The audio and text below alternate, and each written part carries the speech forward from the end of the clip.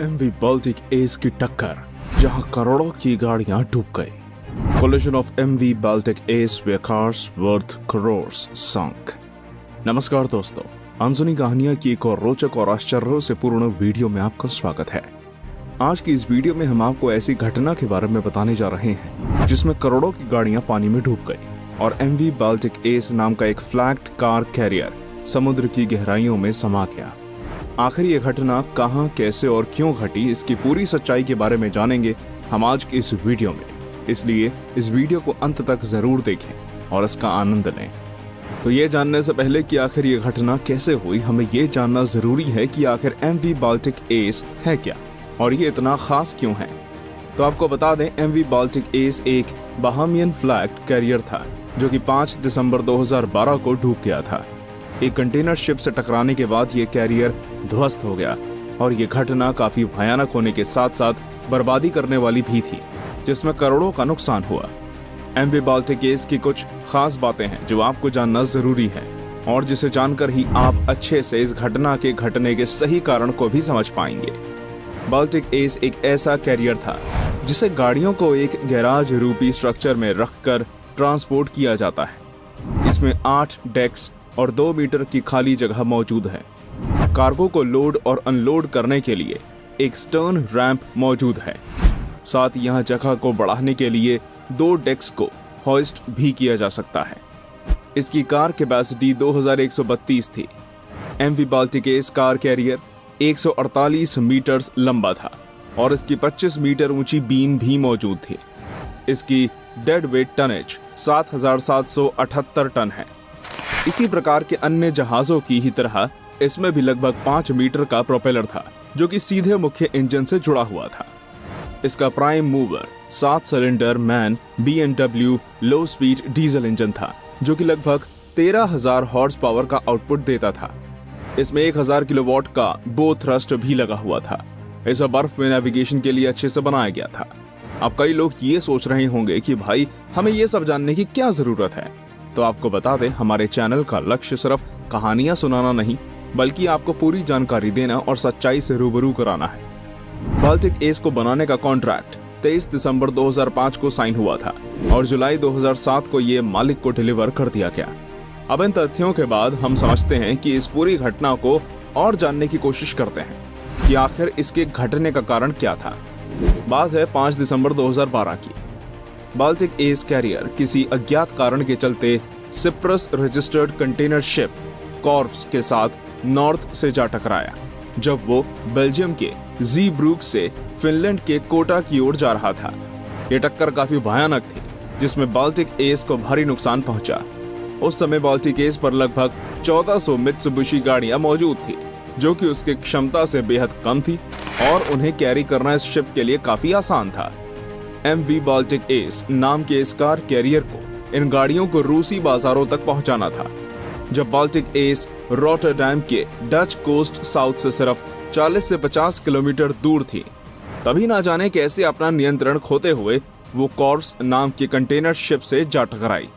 हालांकि इस टक्कर के पीछे असली कारण क्या था ये सही रूप से सामने नहीं आ पाया, लेकिन अगर कंपनी के रिप्रेजेंटेटिव की माने तो ये सब इंसानी गलती के कारण हुआ था जो कि उस कैरियर में मौजूद थे।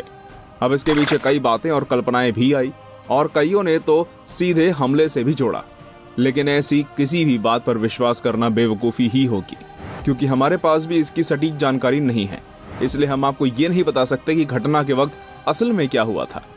लेकिन जो आपके जानने लायक है वो इस टक्कर के बाद की घटना है जिसके बारे में हम आपको बताने जा रहे हैं। इस टक्कर के बाद बाल्टिक एस पानी पर अपना नियंत्रण खो बैठा और जल्द ही और 15 मिनट के अंदर ही वो समुद्र की गहराइयों में समा गया। जहाज के मैनेजर की बताई गई बात से हम इसके घटनाक्रम को कुछ हद तक समझ सकते हैं। मैनेजर के अनुसार कॉर्व्स जे ने बाल्टिक एस कैरियर को साइड से टक्कर मारी थी जो कि दोनों में से किसी के नियंत्रण खोने या गलती की वजह से हुआ होगा। इस टक्कर में बाल्टिक एस तो पानी में समा गया, लेकिन कॉर्व्स की बोट टेढ़ी हो गई और उसे काफी नुकसान पहुंचा। अब ऐसे में वो जहाज डूबा नहीं और इसलिए कॉर्व्स बचे हुए लोगों को ढूंढने में और बचाने में काम आया। इस टक्कर में और लोगों की रक्षा करने में जो एक बहुत बड़ी समस्या थी वो थी घटना स्थल का बिगड़ता मौसम।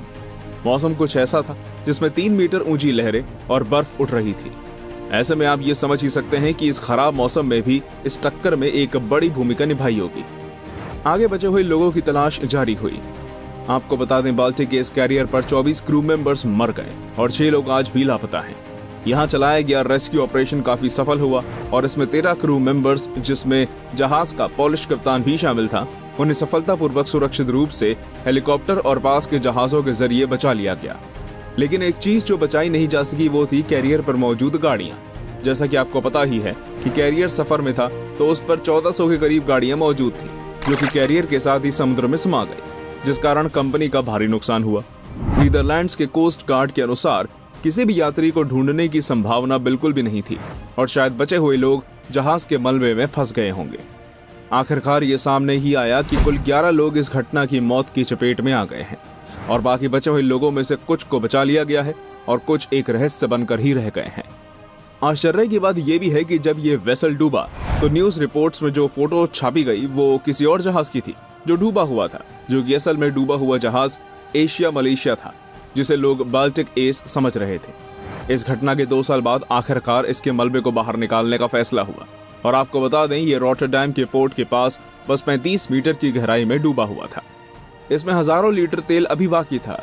इसे निकालना इसलिए भी जरूरी था क्योंकि इसका इस तरह से लावारिस पड़ा रहना पृथ्वी के वातावरण और होने वाली यात्राओं दोनों के लिए खतरा था। संभावनाएं थी कि कोई दूसरा जहाज इससे टकराकर पानी में डूब जाए या फिर अपना नियंत्रण खो दे।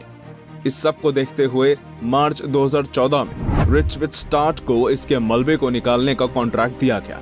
इसमें से ईंधन को निकालने के बाद बाल्टिक के इस कैरियर के कटिंग वायर के इस्तेमाल से 8 टुकड़े कर दिए गए और फिर उसे समुद्र की गहराइयों से निकाल लिया गया। इसी तकनीक का इस्तेमाल करके MV ट्राइकलर के मलबे को भी पानी से निकाला गया था। ये कार्य काफी लंबा चला और आखिरकार सितंबर 2015 में इस जहाज के मलबे को पूरी तरह निकाल लिया गया। तो ये थी MV बाल्टिक के इस कैरियर की पूरी और सच्ची जानकारी, जिसमें हमने जाना कि किस तरह कैरियर की टक्कर के चलते करोड़ों की कार्स बर्बाद हो गई और किस तरह ये पानी की गहराइयों में महीनों पड़ा रहा। वैसे आपको क्या लगता है, इसके इस तरह डूबने के पीछे असली कारण क्या होगा? हमें कमेंट में जरूर बताइए। अगर आपको ये वीडियो पसंद आया हो तो इसे लाइक कर दें और अपने दोस्तों और संबंधियों से शेयर जरूर करें। वीडियो से जुड़ा कोई भी सवाल या सुझाव हमें कमेंट्स में शेयर करें। फिर मिलेंगे ऐसे ही तड़कती भड़कती वीडियो में। तब तक घर में रहिए, सुरक्षित रहिए और देखते रहिए आपका मनपसंद चैनल अनसुनी कहानियां। धन्यवाद।